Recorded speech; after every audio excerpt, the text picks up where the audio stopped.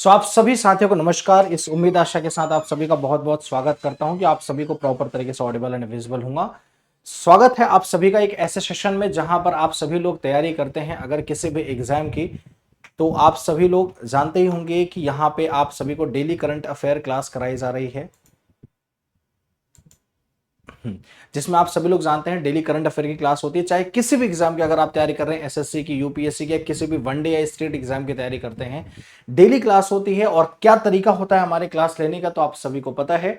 आज है 28 अगस्त, जिसमें हमारा तरीका होता है कि सबसे पहले आप सभी को कराते हैं हम वो सभी करंट अफेयर जो कि हमने लास्ट क्लास में कराया, मतलब रिवीजन कराते हैं, प्लस उसके बाद हम सभी आप लोगों को कराते हैं आज के करंट अफेयर की बात, और फिर उसके बाद कराते हैं आप सभी को एक स्टैटिक का बूस्टर सीरीज। और फिर लास्ट में आपके लिए एक होमवर्क के लिए सवाल होता है, जिससे आपकी कंप्लीट प्रिपरेशन एक जगह पर हो जाती है। तो स्वागत है आप सभी स्टूडेंट्स का। एक बार जल्दी से फटाफट आ जाइए। कैसे हैं आप सभी लोग? क्या आवाज आप सभी तक पहुंच रही है? तो एक बार जल्दी से कमेंट कर दीजिए जी सर पहुंच रही है। और सेशन में अगर नए हैं तो मेरे भाई सब्सक्राइब जरूर कर दीजिएगा। और आप सभी लोग जानते हैं डेली क्लास होती है आप सभी की, तो प्लीज सेशन को शेयर जरूर कर दीजिएगा आप सभी स्टूडेंट्स। तो स्वागत आप सभी स्टूडेंट्स का।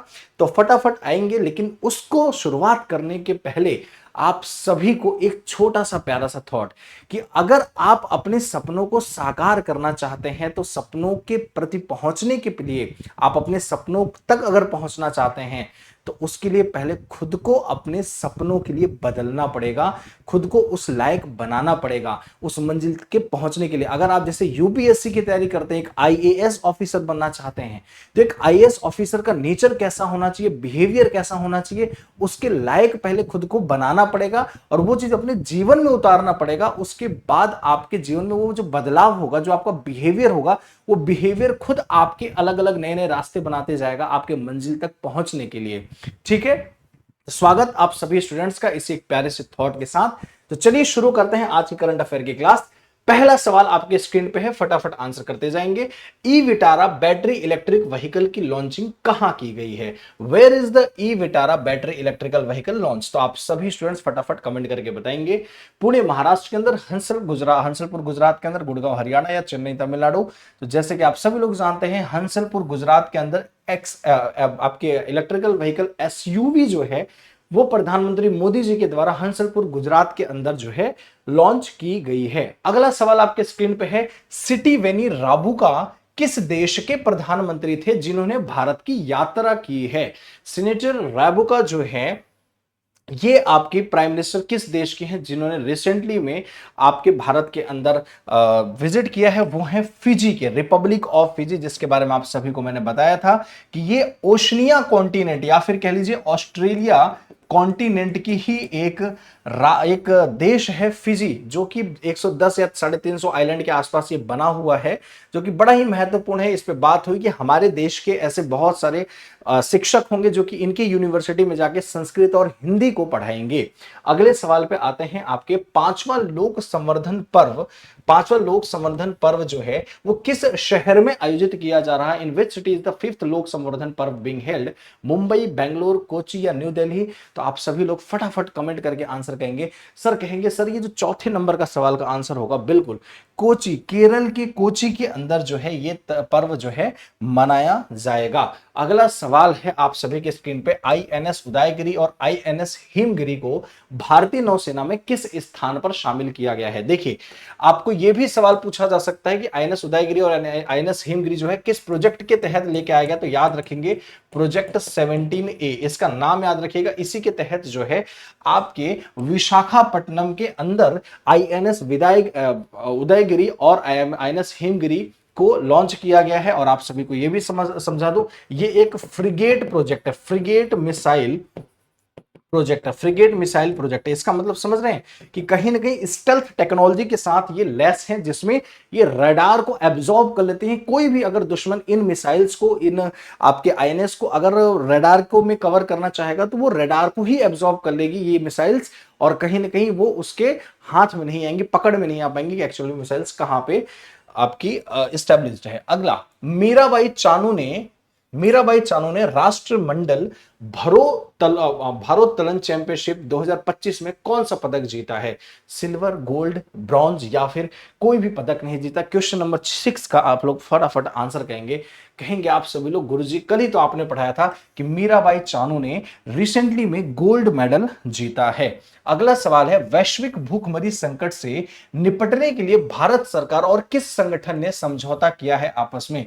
तो आप सभी लोगों को इसके बारे में कल बहुत बेहतरीन तरीके से पढ़ाया था कि जो आपके भारत देश के अंदर राइस है, वो आपके भारत देश के अंदर जो राइस है उसको ज्यादा से ज्यादा एक्सपोर्ट किया जा सके और उन सभी राज्यों तक, उन सभी क्षेत्रों तक पहुंचाया जा सके जहां पर आपका फोर्टिफाइड राइस, जिसका नाम है क्या? Fortified rice. ठीक है, फोर्टिफाइड राइस। ठीक है, इसको ज्यादा से ज्यादा उन लोगों तक पहुंचाया जा सके क्योंकि इसके अंदर आपके अलग अलग न्यूट्रिएंट्स हैं, आयरन है, कैल्शियम है, आपका विटामिन B12 है इसके अंदर, जिसके वजह से काफी न्यूट्रिशनल फूड बन जाता है उन सभी के लिए और कुपोषण से दूर किया जा सकेगा। तो आपके विश्व खाद्य कार्यक्रम के साथ इसका जो है MOU साइन किया गया है। अगला सवाल है, डॉक्टर राजीव रंजन को किस बैंक का उपाध्यक्ष नियुक्त किया गया है? Rajiv Ranjan has been appointed as the vice president of which bank? क्योंकि हमारे देश की जो ग्लोबल फाइनेंशियल लिटरेसी है उसको मजबूत करता है ये अपॉइंटमेंट, तो इसलिए महत्वपूर्ण है। तो आप सभी लोग ध्यान रखें, न्यू डेवलपमेंट बैंक जो कि आपके ब्रिक्स नेशंस के द्वारा ही 2014 में बनाया गया था, जिसका काम ही होता है जैसे IMF, world bank, western dominated आपके इंस्टीट्यूशंस हैं, लोन प्रोवाइड करते हैं, इसी तरीके से आपके इन ब्रिक्स नेशंस के द्वारा जो है बनाया गया था। याद रखेंगे, किसके द्वारा? ब्रिक्स नेशंस के द्वारा। समझ में आ रही है बात आप सभी लोगों को? क्लियर, कोई दिक्कत तो नहीं है? तो यहां पर आप सभी लोग ध्यान रखिएगा। अगला सवाल है आपके पास, किस स्टेडियम में सुनील गावस्कर की प्रतिमा का अनावरण किया गया है? In which stadium has the statue of Sunil Gavaskar been unveiled? M Chinnaswamy stadium Bengaluru के अंदर, ईडन गार्डन कोलकाता के अंदर, फिरोज शाह कोटला दिल्ली के अंदर या फिर वानखेड़े स्टेडियम मुंबई के अंदर? तो डी आपका बिल्कुल सही आंसर होगा, जिस रिसेंटली में यहां पर सुनील गावस्कर की प्रतिमा जो है यहां पे अनावरण की गई है। अगला सवाल है आपके पास, IMD स्मार्ट सिटी इंडेक्स 2025 में दुनिया का सबसे स्मार्ट शहर कौन सा बना हुआ है? तो अभी रिसेंटली में बताया था कि हमारा भारत देश की तो नंबर बहुत ऊपर है, अलग है। कुल इसके अंदर IMD के अंदर 146 शहर रजिस्टर्ड हैं जो कि स्मार्टेस्ट वे में देखे जाते हैं कि कौन सबसे स्मार्ट है। स्मार्टेस्ट शहर का मतलब है कि मोबिलिटी अच्छी हो, एक्टिविटीज, जॉब अपॉर्चुनिटीज हो गए, हेल्थ फैसिलिटीज हो गई, इन सभी चीजों की स्पेशलिटी जो अगर जिस शहर में सबसे ज्यादा सबसे बेहतर है, इजिली अवेलेबल है, उसको हम स्मार्टेस्ट सिटी के अंदर मानकर चलते हैं। तो याद रखेंगे, ज्यूरिक एक ऐसा शहर है जो कि सबसे स्मार्टेस्ट सिटी में आपका रजिस्टर किया गया है। तो ये थे वो सभी करंट अफेयर जो हमने कल लास्ट क्लास के अंदर बेहतर तरीके से डिटेल में हमने डिस्कस किया था। अब की सेशन में, जो आज की सेशन में हम करने जा रहे हैं, आज का करंट अफेयर करने जा रहे हैं, तो let's begin today's current affair analysis. आपके साथ मैं हूं अभिषेक शुक्ला, जो कि आपको डिटेल एनालिसिस के साथ सारे करंट न्यूज आप सभी को पढ़ाने वाला हूं, जो कि इंपॉर्टेंट है आप सभी की किसी भी एग्जाम के लिए अगर आप तैयारी करते हैं, चाहे फिर वो आपका UPSC हो, SSC हो, बैंक हो, रेलवे हो या फिर कोई अदर एग्जाम हो, तो स्वागत है। और इसको फिल कर लेते हैं। आज है 28 अगस्त, तो फटाफट बताएंगे सबसे पहले सवाल का आंसर। अब थोड़ा सा आराम से पढ़ने का प्रयास करते हैं कि जो इंगा रोगिनियन है, इनका जस्ट ही नए प्राइम मिनिस्टर जो हैं बने हैं कौन से देश की? तो याद रखिएगा, कोलंबिया, कंबोडिया, थाईलैंड या लिथुआनिया? सभी लोग बताइए क्या इसका सही आंसर होगा कि जो प्राइम मिनिस्टर कौन से देश के इंगा रोगिनियन बनी है? तो आप सभी लोग याद रखेंगे, लिथुआनिया की नई प्राइम मिनिस्टर के रूप में ये चुनी गई हैं। तो याद रखेंगे सभी स्टूडेंट। साथ ही साथ इसके पहले आपके थे कौन? गिंटोटस पालुकास। इनके ऊपर एक फाइनेंशियल स्कैम का ये विक्टिम पाए गए हैं, इस वजह से इनको इस्तीफा देना पड़ा है, रेजिग्नेशन देना पड़ा है। और अब जो है नए प्राइम मिनिस्टर आपके इंगा रोगिनियन को चुना गया है, आप सभी लोग ध्यान रखेंगे। इसके बाद अगर हम लोग देखें लिथुआनिया के बारे में, तो लिथुआनिया आपके यूरोप कॉन्टिनेंट के अंदर आता है, जिसकी कैपिटल है विल्नियस। और इसके प्रेसिडेंट इस समय आपके कौन थे? आपके गिटनस नौसेडा इसके प्रेसिडेंट हैं, जिसकी करेंसी है यूरो। देखिए बड़ा महत्वपूर्ण है, मैंने कहा ना कि हम अपने सेशन में करंट अफेयर के साथ स्टैटिक जीके भी इंक्लूड करते हैं, क्योंकि स्टैटिक जीके कैपिटल करेंसी का पार्ट है। तो कैपिटल करेंसी जो है स्टैटिक जीके का पार्ट है, तो कहीं ना कहीं कैपिटल करेंसी से सवाल पूछते हैं। तो ये महत्वपूर्ण है आप सभी के लिए जानना इसके बारे में। अगला सवाल आपके स्क्रीन पे है बेटा, दुनिया के सबसे ताकतवर रॉकेट स्टारशिप को किस कंपनी ने विकसित किया है, जिसका 10वां टेस्ट कामयाब हुआ है। सोचिए 10वां टेस्ट कामयाब हुआ है, ये कहीं ना कहीं बताता है, ये टेस्ट, ये सफल टेस्ट बताता है कि अगर आप गिर रहे हैं, फिर गिर रहे हैं, फिर गिर रहे हैं, लेकिन एक समय आएगा, अगर आपकी कोशिश में मजबूती है, आपकी कोशिश में जान है, आपकी कोशिश में मेहनत है, तो एक समय आएगा जब आप एक सफल व्यक्ति बन जाएंगे। एक मंजर आएगा आपके पास जब वही कोशिश आपको कामयाबी में बदल कर रख देगी। तो इसी तरीके से आप सभी को बता दूं, स्पेस एक्स जो कि आपकी कंपनी है एलोन मस्क की, 2002 में इसको एस्टेब्लिश किया गया था। फैल्कॉन 9 जैसे रॉकेट हो गए, और ये ऐसे बहुत सारे रॉकेट ये बनाई, और अब उसके अंदर स्टारशिप भी हो जाएगा। ये 9 बार आपकी फेल हो चुकी है, 9 बार फेल हो चुकी है, और फाइनली 10वीं बार जाके इसको सक्सेस मिला है। आप सभी लोग लिख लीजिएगा, सबसे ताकतवर स्टारशिप को किस कंपनी ने विकसित किया, तो याद रखेंगे आप सभी लोग स्पेस एक्स। सभी लोग ध्यान रखिएगा, ये होती है कोशिश, ये होती है मेहनत, आप सभी स्टूडेंट्स याद रखेंगे। ठीक है, अगला सवाल आप, अच्छा इसके बारे में थोड़ा सा पढ़ने का प्रयास करते हैं। ये सबसे ताकतवर आपका रॉकेट स्टारशिप का 10वां कामयाब टेस्ट है, आप सभी लोग इसके बारे में थोड़ा सा ध्यान रखेंगे। और 9 टेस्ट इसके पहले फेल हो चुकी है। एलोन मस्क की ही खुद की कंपनी है स्पेस एक्स, इनके द्वारा यह विकसित किया गया है, जिसकी कुल ऊंचाई, इस स्टारशिप व्हीकल की कुल ऊंचाई जो है वो कुल 403 फीट इसकी ऊंचाई है, जो कि पूरी तरीके से रीयूजेबल है। मतलब एक बार भेजा जाएगा तो वो दोबारा से आकर दोबारा उसका यूज किया जा सकता है इस रॉकेट का। ठीक है, स्टारशिप सिस्टम की अगर हम बात करें तो ये इसका मेन एम रखा गया है कि एक साथ अप्रॉक्स 100 लोगों को इस रॉकेट के थ्रू, इस रॉकेट की मदद से स्पेस में भेजा जा सके आपके, चाहे फिर वो बात करें मार्स प्लेनेट के अंदर, मंगल ग्रह के ऊपर एक बार में 100 लोगों को भेजा जा सके, ऐसी रॉकेट, ऐसा सिस्टम ये बनाया गया है। स्पेस एक्स की बात करें, एलोन मस्क के द्वारा 2002 में इस कंपनी को बनाई गई थी, जिसका हेडक्वार्टर आपके अमेरिका के कैलिफोर्निया में है। और प्रमुख ऐसे मेन जो रॉकेट हैं इसके फैल्कॉन 9, स्टारशिप, ड्रैगन कैप्सूल जैसे इसके मेन ऐसे रॉकेट्स बनाए गए हैं। तो बताएंगे सवाल नंबर तीसरे का आंसर कि बिहार सरकार ने दिव्यांग व्यक्तियों के लिए किस योजना को मंजूरी दी है। आप सभी को पता है बिहार चुनाव आ रहा है, कुछ न कुछ नया डेवलपमेंट आपको बिहार में अब देखने को मिलेगा। कोई नया इनिशिएटिव आएगा, कोई नई वैकेंसी आएगी, कोई नया ब्रिज बनाया जाएगा, कोई नया इंफ्रास्ट्रक्चर बनाया जाएगा, कोई ऐसे दिव्यांगजन लोगों के लिए जो है, ऐसे डिसेबिलिटीज लोगों के लिए नई नई फैसिलिटीज प्रोवाइड करी जाएंगी। तो इसी तरीके से मुख्यमंत्री प्रोत्साहन योजना, या फिर कहें मुख्यमंत्री दिव्यांगजन उद्यमी योजना, या मुख्यमंत्री स्वरोजगार योजना, मुख्यमंत्री उद्यमी योजना, बताइए इसका आंसर क्या होगा। तो देखिए, जो दिव्यांगजन है आपके बिहार के अंदर, जो भी डिसेबल पर्संस हैं आपके बिहार के अंदर, उनको भी पैसे प्रोवाइड किया जा सके, उनको फंड प्रोवाइड किया जा सके, उनको इनिशिएटिव्स ऐसा लेकर आया गया कि उनको इजीली तरीके से दिया जा सके। और साथ ही साथ इनका टारगेट ये भी है कि ऐसे बच्चे जो यूपीएससी और आपके बीपीएससी अगर क्लियर कर लेते हैं, बीपीएससी का सिर्फ प्री अगर क्लियर कर लेते हैं, सिर्फ अगर प्री क्लियर कर लेते हैं, तो उनको जो है 50,000 से 1 लाख रुपए तक जो है वो दिया जाएगा कि वो आगे मेंस एग्जाम के लिए तैयारी कर सके। लेकिन वो किसके लिए है, आपके जो भी दिव्यांगजन लोग हैं, ठीक है, जो डिसेबल पर्संस हैं।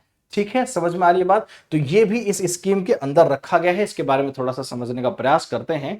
तो इसमें कुल लागत जो है अप्रोक्स 10 करोड़ के आसपास, 10.25 करोड़ के आसपास रखी गई है 2025-26 के अंदर, जिसमें मेन एम रखा है कि दिव्यांग व्यक्तियों को सेल्फ एम्प्लॉयड और एंटरप्रेन्योरशिप के लिए एनकरेज करना।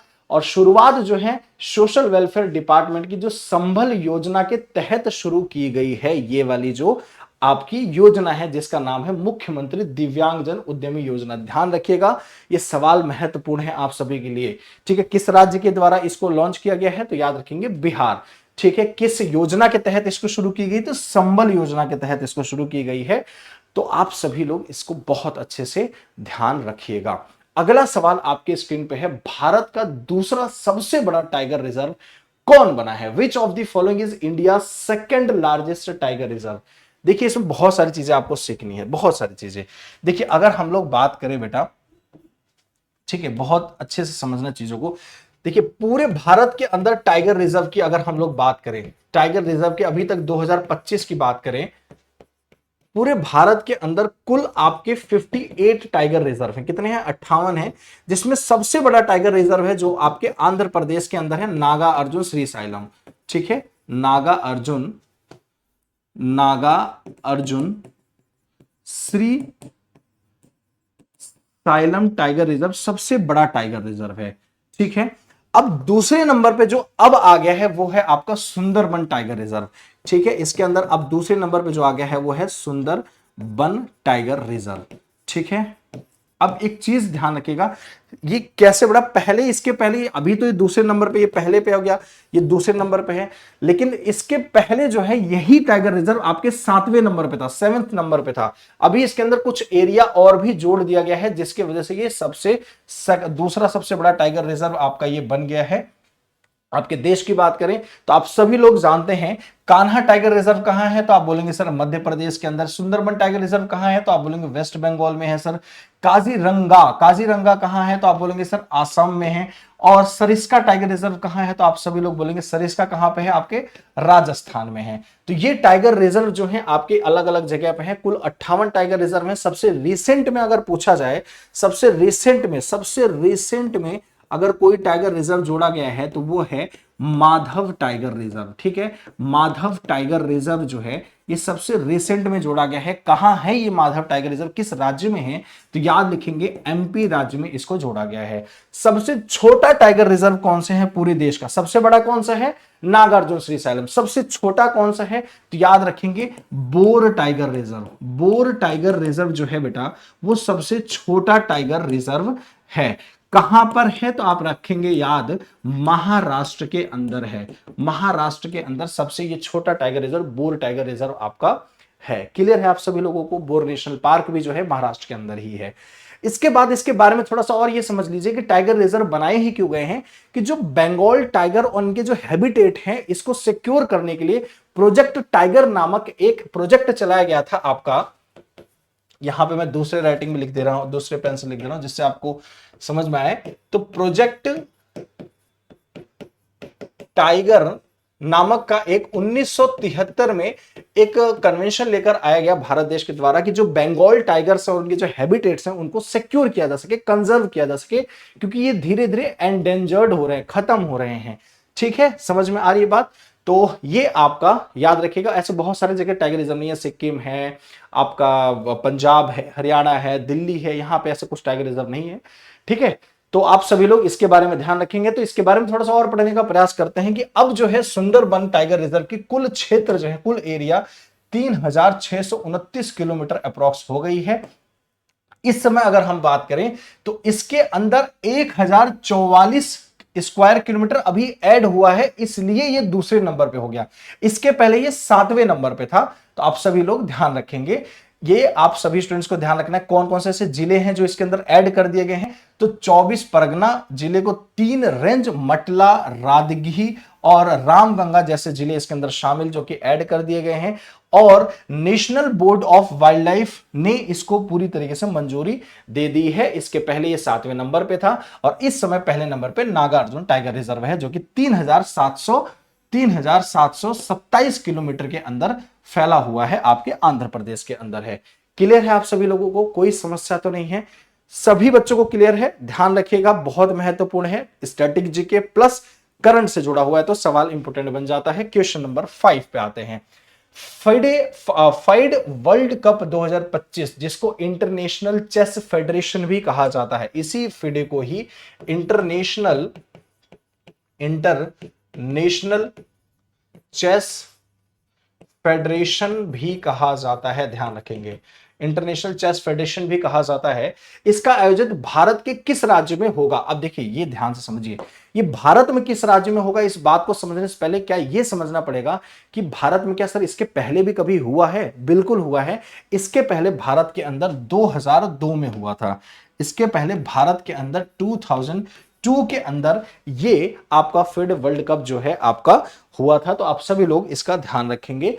अब जो है भारत के अंदर ये गोवा के अंदर आपका, सॉरी, भारत के अंदर जो है ये आपका मुंबई के अंदर खेला जाएगा। ठीक है, ठीक है, भारत के अंदर जो, नहीं मुंबई नहीं, सॉरी, गोवा ही था। ठीक है, गोवा के अंदर जो है ये आपका खेला जाएगा जो फिडे वर्ल्ड कप 2025 का आयोजन होने वाला है। इसके बारे में थोड़ा सा समझ लीजिएगा बहुत ध्यान से। इसके अंदर कुल 206 खिलाड़ी रहेंगे। कब से कब तक होगा? तो आपका 30 अक्टूबर से 27 नवंबर तक ये खेल खेला जाएगा, जिसमें आपका भारत देश इस बार होस्ट कर रहा है। आप सभी स्टूडेंट्स ध्यान रखिएगा। इसके पहले इसने 2002 में हैदराबाद के अंदर इस टूर्नामेंट को इसने मेजबानी करी थी। हम इसको इंटरनेशनल चेस फेडरेशन भी कहा जाता है। अगर हम लोग देखेंगे इसका पूरा नाम, 20 जुलाई 1924 को पेरिस के अंदर इस आपके फाइड का आपकी स्थापना की गई थी, जिसका हेडक्वार्टर आपके लुसाने स्विट्जरलैंड के अंदर है। आप सभी लोगों को यह भी बता दूं ऐसे कौन कौन से अपकमिंग स्पोर्ट्स कॉम्पिटिशंस हैं जो कि आपके होने वाले हैं और कहां पर होने वाले हैं, कौन उसको होस्ट करेगा, इसको ध्यान रखिएगा। तो राष्ट्रमंडल भारोत्तोल चैंपियनशिप 2025 अहमदाबाद गुजरात के अंदर होने वाला है।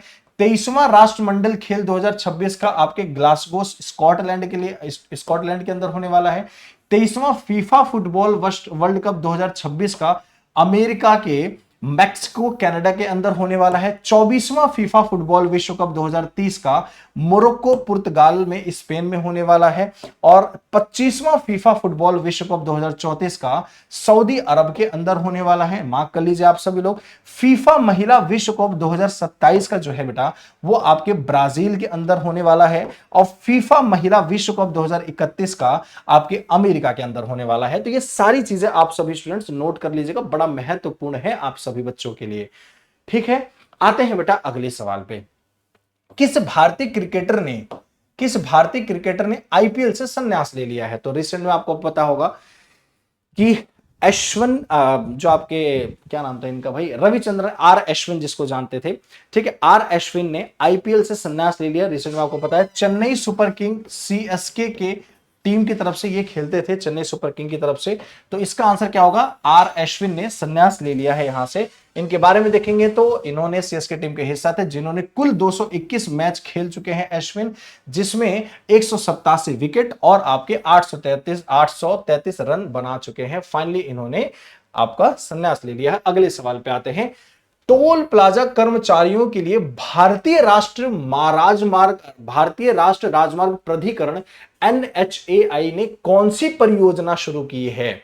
Which project has been launched by the NHAI for toll plaza employ? देखिए आप सभी लोग जब एक्सप्रेसवे पे या फिर हाईवे पे, तो नहीं, मतलब हाईवे पे तो बहुत कम मिलेंगे, जब आप एक्सप्रेसवे पे ट्रेवल कर रहे होंगे तो उसमें बहुत सारे ऐसे टोल आप जहां पे देते हैं, तो वहां पे जो एम्प्लॉय बैठे होते हैं वो एम्प्लॉय बहुत ज्यादा सैलरी पे नहीं होते हैं। तो उनके बच्चों को पढ़ाने के लिए, उनकी एजुकेशन को और भी ज्यादा एम्पावर किया जा सके उन एम्प्लॉय के बच्चों को, इस वजह से एक ऐसा प्रोजेक्ट लेके आ रही है जिस प्रोजेक्ट का नाम क्या है? आरोहण प्रोजेक्ट। क्या है? आरोहण प्रोजेक्ट नाम है। इस आरोहण के प्रोजेक्ट के तहत जो है इन एम्प्लॉयज के बच्चों को आपके एजुकेशन जो क्लास 11th से लेके जो ग्रेजुएशन तक करेंगे बच्चे, क्लास 11th से लेके ग्रेजुएट बच्चों तक 500 ऐसे बच्चे जो है वो चयन किए जाएंगे, आपके चॉइस किए जाएंगे, जिनको 12,000 रुपए, कितने बेटा? 12,000 रुपए जो है वो स्कॉलरशिप के तौर पे दिया जाएगा। किसको दिया जाएगा? ऐसे 11th क्लास से लेकर ग्रेजुएट तक के बच्चों को। ठीक है, आप सभी को समझ में आ रही है? ये बच्चों को दिया जाएगा, आपके जो भी टोल प्लाजा पे काम कर रहे हैं उन एम्प्लॉयज के बच्चों को। इसके बाद ये तो हुई आपके 11th क्लास से ग्रेजुएट तक। लेकिन जब हम बात करते हैं पोस्ट ग्रेजुएट की, पोस्ट ग्रेजुएट पे जो दिया जाएगा वो दिया जाएगा 50,000 रुपए दिया जाएगा। कितना दिया जाएगा? 50,000 रुपए दिया जाएगा। और कितने बच्चों को दिया जाएगा? ऐसे वो इंटेलिजेंट जो बच्चे 50 स्टूडेंट्स ऐसे आपके जो है चॉइस किए जाएंगे इन 50 स्टूडेंट को, जो कि काफी पढ़ने में अच्छे होंगे, इंटेलिजेंट बच्चे होंगे, इन 50 बच्चों को 50-50 हजार रुपए जो है पोस्ट ग्रेजुएशन करने के लिए दिया जाएगा। ऐसा इसलिए किया जा रहा है कि जो आपके इस लेवल पे एम्प्लॉय कार्य कर रहे हैं, इनके बच्चों के एजुकेशन के अंदर बदलाव किया जा सके, इन बच्चों के एजुकेशन में और भी ज्यादा एम्पावर किया जा सके। इस वजह से ये योजना लेकर आई जा रही है। आप सभी लोग ध्यान रखिएगा। क्लियर स्टूडेंट्स को, तो आरोहण प्रोजेक्ट इसका नाम है। इसका उद्देश्य ही यही है कि एजुकेशनल एस्पिरेशंस को और भी ज्यादा बढ़ाना और उनको पूरा करना, और इसका मेन एम है कि इकोनॉमिक रूप से जो कमजोर वर्ग के छात्र हैं उनको क्वालिटी एजुकेशन प्रोवाइड करना, जिसमें मैंने बताया कि 500 छात्र कक्षा 11 ग्रेजुएट के अंतिम वर्ष तक के छात्रों को शामिल किया जाएगा और 50 ऐसे स्टूडेंट पोस्ट ग्रेजुएट के होंगे जिनको उच्च शिक्षा के लिए माध्यमिक छात्रों को चुना जाएगा। ध्यान रखिएगा आप सभी स्टूडेंट्स, जिसको हायर एजुकेशन स्कॉलरशिप के लिए 50,000 रुपए दी जाएगी और आपके 12,000 रुपए दी जाएगी आपके एकेडमिक सेशंस के लिए, जो एनुअल स्कॉलरशिप के रूप में मिलेगी इन 500 छात्रों को। अगर हम बात करें एनएचएआई की, जिसकी स्थापना 1995 में की गई, जिसका मुख्यालय नई दिल्ली के अंदर है। इस समय अगर यहां पे चेयरमैन देखें एनएचएआई के कौन है, तो संतोष कुमार यादव जी हैं, जिसका मुख्य कार्य होता है कि नेशनल हाईवे को भारत के अंदर डेवलपमेंट करना और आपके मेंटेन और मैनेजमेंट करना। ये बेसिकली इस एनएचएआई का कार्य होता है। आते हैं अपने अगले सवाल पे। क्वेश्चन नंबर 8वां जो है, फसल उत्सव ओणम किस राज्य में शुरू हुआ? तो आप सभी लोग जानते हैं ओणम के बारे में, बहुत सारे बच्चे लोग बहुत अच्छे से जानते होंगे। देखिए बहुत ध्यान से समझिए, ओणम एक ऐसा त्योहार है जिसके बारे में आपको पढ़ना बहुत जरूरी है। ठीक है, देखिए ओणम एक ऐसा त्योहार है जो कि केरल राज्य के अंदर मनाया जाता है और ये 10 दिन का त्योहार होता है। कितने दिनों का त्योहार होता है? ये आपका 10 डेज का त्योहार होता है। इस बार जो ये मनाया जा रहा है ये आपका 26 अगस्त से लेकर 5 सितंबर तक जो है ये मनाया जाएगा त्योहार। ठीक है, ऐसा माना जाता है जो आपके किंग राजा महाबली थे, इनका नाम था ओणम किंग राजा महाबली। ठीक है, राजा महाबली जो थे, ये महाबली अपने सुदीर्घ न्याय के लिए जाने जाते थे, हेल्प के लिए जाने जाते थे।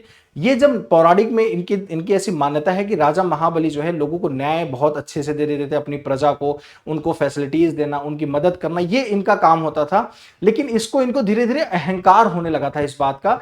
इसीलिए ऐसा विष्णु भगवान के जो वानम नामक एक ऐसी किताब है उनकी, उसी पौराणिक कथा में मेंशन है इस बात का कि ये जो वामक नामक ये अवतार लेते हैं और इनको जो है पाताल लोक भेज देते हैं। कौन भेजता है? आपके विष्णु भगवान के जो अवतार वामक होते हैं उनके द्वारा जो है ये भेजा जाता है। किसको? राजा महाबली को। कहां भेजा जाता है? पाताल में भेजा जाता है। लेकिन इस राजा महाबली को वहां की जो प्रजा है ये लोग बहुत मानते थे, बहुत प्रेम करते थे, बहुत स्नेह था।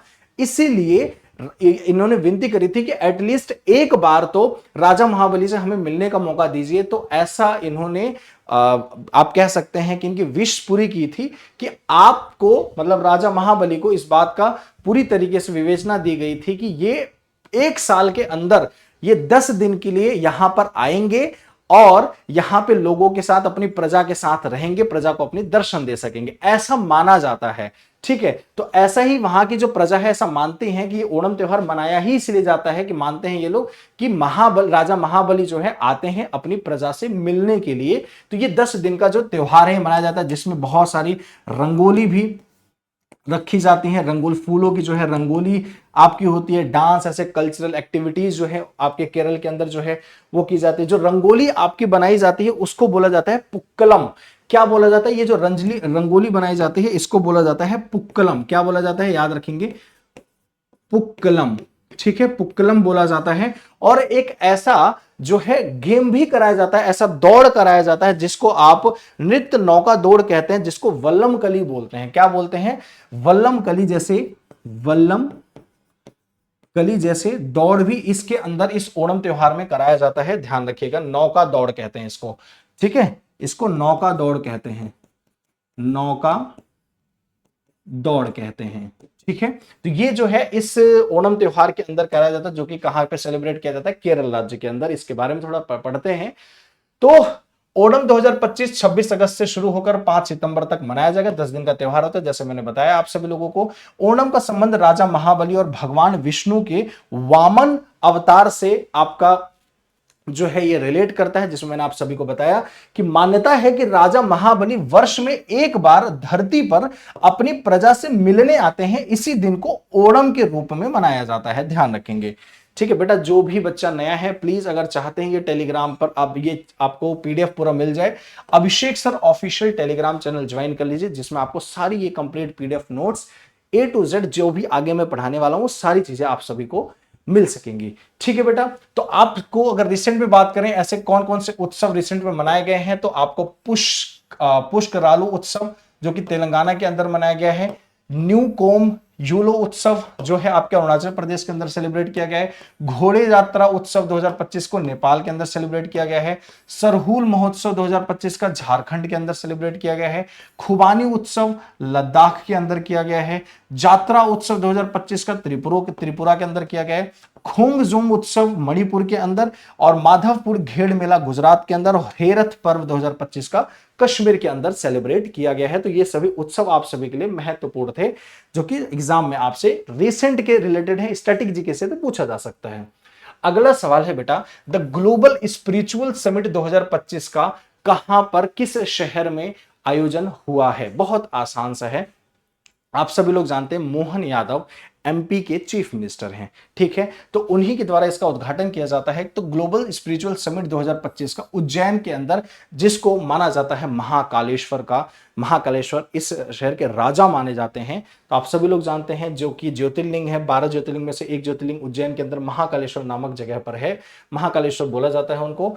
जो कि इसका इनॉग्रेशन किसके द्वारा किया गया? सीएम डॉक्टर मोहन यादव और यूनियन टूरिज्म और कल्चर मिनिस्टर जो हैं गजेंद्र सिंह शेखावत के द्वारा किया गया है। कब किया गया है? 27 अगस्त 2025 को किया गया है।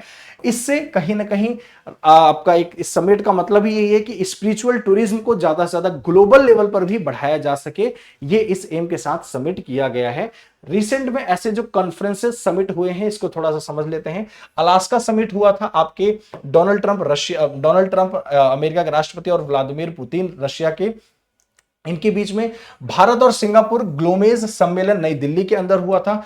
एससीओ आपका जो शंघाई कोऑपरेशन ऑर्गेनाइजेशन है जो, ये आपका तियानजिन चीन के अंदर होना है। और डॉक्टर एमएस स्वामीनाथन शताब्दी सम्मेलन जो है नई दिल्ली के अंदर हुआ है। भारत का पहला शेप 2025 सम्मेलन नई दिल्ली के अंदर हुआ है। और वैश्विक पांडुलिपि विरासत पर अंतरराष्ट्रीय सम्मेलन जो है नई दिल्ली के अंदर। और लास्ट में ब्रिक्स शिखर सम्मेलन जो है रायो डी जेनेरो ब्राजील के अंदर हुआ है। क्लियर है आप सभी लोगों को? लास्ट सवाल और आखिरी सवाल है, नायरा एनर्जी का नया सीईओ किसे नियुक्त किया गया है? तो देखो नायरा एनर्जी है क्या, एक्चुअल देखें तो नायरा एनर्जी जो है ये एक Indian oil refinery private company है। ऑयल रिफाइनरी प्राइवेट कंपनी है, जिसके नए सीईओ जो है ये आपके अजरबैजान के तैमूर अब्बस गुलियेव को चुना गया है नए सीईओ के रूप में। तो अपॉइंटमेंट जो नए होते हैं तो आप सभी को ध्यान रखना है। तो सभी लोगों को बता देता हूं, तैमूर अब्बस गुलियेव जो है यहां अजरबैजान के हैं, इनको चुना गया है नए सीईओ के रूप में।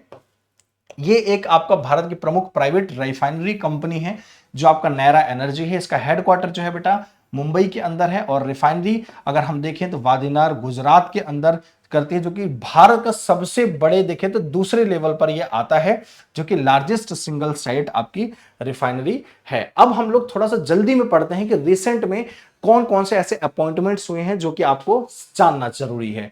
तो अर्जुन चौधरी ग्रीहम हाउसिंग के सीईओ हैं, जो रिसेंट में ऐसे महत्वपूर्ण अपॉइंटमेंट्स जो आप सभी के लिए जरूरी है आपके एग्जामिनेशन पॉइंट ऑफ व्यू के लिए, तो जल्दी से एक बार पढ़ने का कोशिश करते हैं। अर्जुन चौधरी ग्रीहम हाउसिंग के सीईओ के रूप में चुने गए हैं। राजीव रंजन एनडीबी के उपाध्यक्ष के रूप में चुने गए हैं। अनीश दयाल सिंह जो हैं उपराष्ट्रीय सुरक्षा सलाहकार डेप्यूटी नेशनल एडवाइजर के रूप में चुने गए हैं। सतीश गोलचा दिल्ली पुलिस के आयुक्त के रूप में चुने गए हैं। अजय कुमार भल्ला नागालैंड के राज्यपाल के रूप में चुने गए हैं, जो कि ऑलरेडी मणिपुर के हैं, ये ऑलरेडी राज्यपाल हैं। राजीव प्रताप रूडी जो है कॉन्स्टिट्यूशनल क्लब ऑफ इंडिया के रूप में चुने गए हैं, महासचिव के रूप में चुने गए। शाहरुख खान जोमेटो के ब्रांड एम्बेसडर के रूप में अपॉइंट किए गए हैं। तो चलिए आपको उम्मीद करता हूं सारा करंट अफेयर आज की जो है हमने डिस्कस किया वो समझ में आया होगा। अब 1 मिनट के अंदर जल्दी से पढ़ने का प्रयास करते हैं कि रिसेंट में इंटरनेशनल अपॉइंटमेंट्स कौन कौन से हुए हैं। चलिए, तो अगर हम लोग इसके बारे में थोड़ा सा पढ़ने को बात करें तो सबसे पहले है कमला प्रसाद, जो कि विशेषर PM of Trinidad and Tobago के कमला प्रसाद जो है पीएम के रूप में चुने गए हैं। डेनियल नोबोआ जो कि आपके इक्वेडोर के प्रेसिडेंट के रूप में अपॉइंट किए गए हैं। और इसके बाद Kirsty Coventry president of the international Olympic committee के रूप में अपॉइंट की गई हैं। इयाल जमीर इजराइल के मिलिट्री चीफ के रूप में चुने गए हैं। और फ्रेडरिक मर्ज जो है चांसलर ऑफ जर्मनी के रूप में चुने गए हैं। और यमांडू ओरसी प्रेसिडेंट ऑफ उरुग्वे के रूप में चुने गए हैं। एंथनी एल्बनीज प्राइम मिनिस्टर हैं आपके ऑस्ट्रेलिया के, जो कि अभी रिसेंटली में बने हैं। और लॉरेंस वोंग जो कि प्राइम मिनिस्टर हैं आपके सिंगापुर के। तो ये आपके रिसेंट के आपके इंटरनेशनल अपॉइंटमेंट्स हैं, तो जो महत्वपूर्ण है आप सभी के लिए, चाहे वो नेशनल अपॉइंटमेंट्स हो चाहे इंटरनेशनल अपॉइंटमेंट्स हो, सारी चीजें हमने डिस्कस करी। जैसे कि मैंने आपको शुरुआत सेशन में ही बता दिया था कि एक एक चीज हम लोग स्टैटिक जी के एमसीक्यू वो विद प्रॉपर एनालिसिस के साथ हम पूरा करते हैं सेशन को।